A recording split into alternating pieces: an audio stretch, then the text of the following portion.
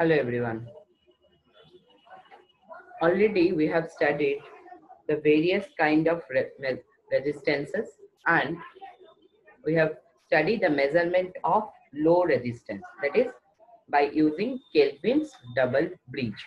It's a very important method where we have understand and we can conclude we are concluding the final equation, that is capital R is equal to capital P by Q into S. Okay, where this capital R is the unknown resistance, unknown low resistance, and capital P and Q are the fixed resistance, means known fixed resistance, and capital S is the known variable resistance. Okay, today we will study the another method, that is the measurement of medium resistance by using Wheatstone bridge method. Already most of the students have studied this Wheatstone bridge method because this is a very important method, and already in class 11 who have studied, or class 7-10 level also this method has been studied, because it has lot of uses. Because already I have explained that in our day-to-day life, whatever we are going to study, that is whatever we are using in our day-to-day life, the resistance value will be in the medium resistance range, that is 1 ohm to 10 mega ohm. Okay, so this medium resistance mostly measured by the Wheatstone bridge method. So you can guys can get the 1 mark short question depending upon the measurement of medium resistance by using Wheatstone bridge method. Okay, so Wheatstone bridge, so it has already, that is, similar to the Kelvin bridge, also it has 4 arms, that is capital P, Q, R, S. Just similar to the Kelvin double bridge, where capital P and Q are the known resistances. Capital P and capital Q are the known as the ratio arms. Okay, so capital P and capital Q form one arm, and capital R and capital S form the another arm. These 4 arms created by capital P, Q, R, S. And as the Kelvin double bridge, also the capital R is the unknown medium resistance. Okay, capital R is the unknown resistance under experiment, while capital S is the standard resistance. Now you will be connecting an EMF source between the point A and B. You can see in this diagram, we are connecting a source between the point A and B, while a galvanometer is connected between the point C and D. Here, this is about a simple circuit, that is PQRS. We are connecting the source in between A and B, and a galvanometer is connected between C and D. As the measurement of circuits, always this detects on the null detection. A big circuit always works on the principle of null detection, that is, we vary a parameter until the detector shows 0. Okay, we will vary the parameter S here. We will vary the parameter S here until the galvanometer shows a 0 detection. That is, we vary the parameter. That is when use a mathematical relation to determine the unknown in terms of varying the parameter and the other constant. Okay, so whatever we are doing, that is very simple. We are having 4 resistances, P, Q, R, S, and P and Q value already we know. And to balance the arms, means to balance the potential difference between C and D, to balance the potential difference, that is, no current should flow through the galvanometer. To vary the potential difference, that is, no current should pass through the galvanometer, is C and D. Okay, so what will happen, that is, this both potential C and potential D should be at the same potential, and we will be varying the resistance S.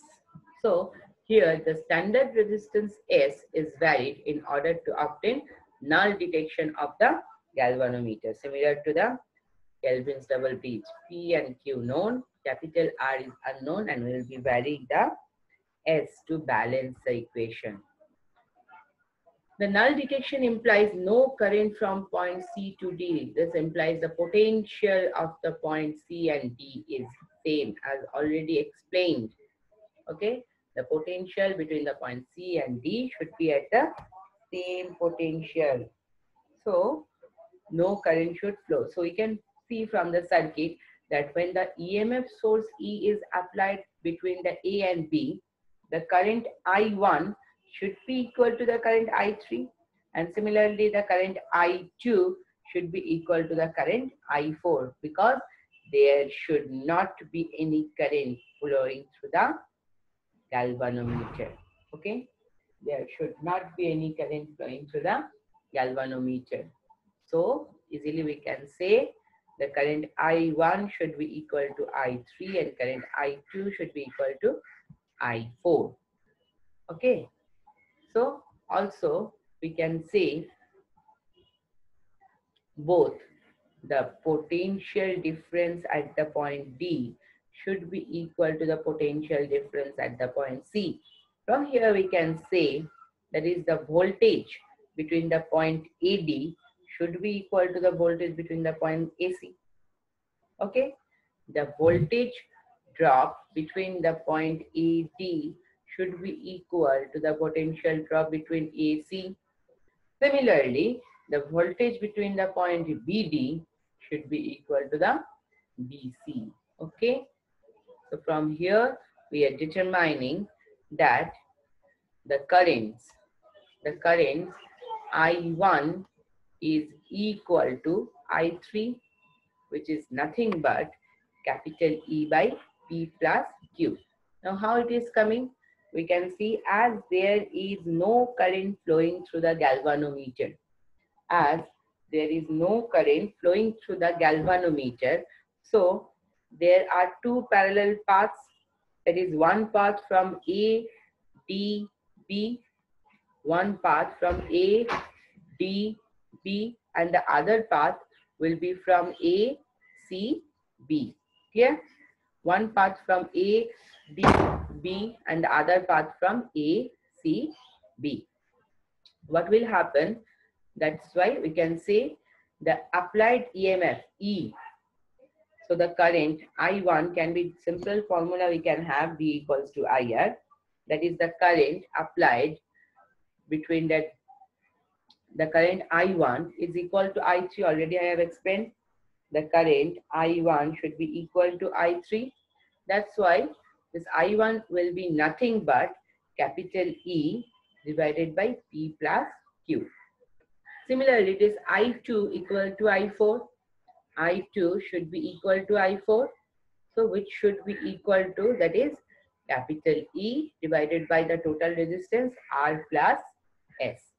So we are determining this I1 equal to I3, that is equal to E by P plus Q. And the next one I2 equal to I4, which is equal to E by R plus S. Combining these two equations, we can easily determine and get the same equation like the Kelvin's double base, that is R equals to P by Q into S.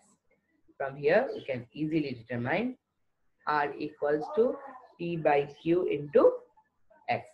That is all about the Wheatstone bridge, and you have to solve the numericals on the Wheatstone bridge. Clear? Very simple, like the Kelvin's double bridge itself. Nothing else is there. Okay?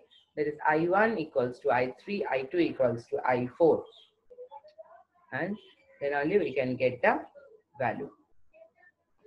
Here, the I4 direction will be opposite. Remember. Okay? This way, from C to B rather. The I4 will flow. So this is, and solve the numericals on this Wheatstone bridge method. Okay. Next class, we will check the measurement of high resistance by using the Meager.